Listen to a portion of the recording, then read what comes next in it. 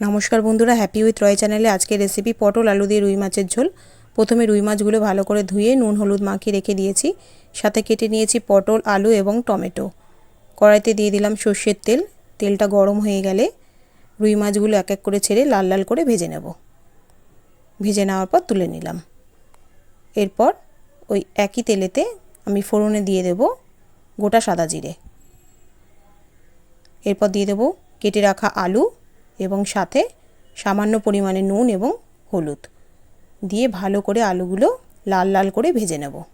আলুগুলো ভালো করে লাল লাল ভেজে নেওয়ার পর এরপর দিয়ে দেবো পটলগুলো এবং আলুগুলো ভালো করে ভেজে নেওয়ার পর এর মধ্যে কিছু শুকনো মশলা দেব। দিলাম হলুদ গুঁড়ো, লঙ্কা গুঁড়ো, জিরে গুঁড়ো, দিয়ে দিলাম কেটে রাখা টমেটো এবং পরিমাণ মতো নুন। দিয়ে দেওয়ার পর সামান্য জল দিয়ে দেবো যাতে মশলাটা পুড়ে না যায়।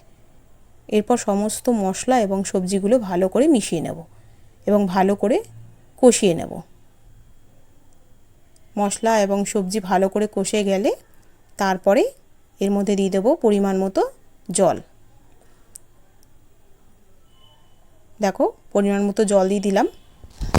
দিয়ে দেওয়ার পর এই সময় যদি নুনটা মনে হয় কম লাগছে, এই সময় তোমরা নুন দিয়ে নিতে পারো। এরপর দিয়ে দেব আগে থেকে ভেজে রাখা মাছগুলো। আমার সবজি ভালো করে সেদ্ধ হয়ে গেছে। মাছগুলো দিয়ে নিয়ে ভালো করে সবজিগুলোর সাথে ফুটিয়ে নেব। ভালো করে ফুটিয়ে নেওয়ার পর তারপর নামিয়ে নেব। দেখো ভালো করে ফুটে গেছে, নামিয়ে নিয়েছি।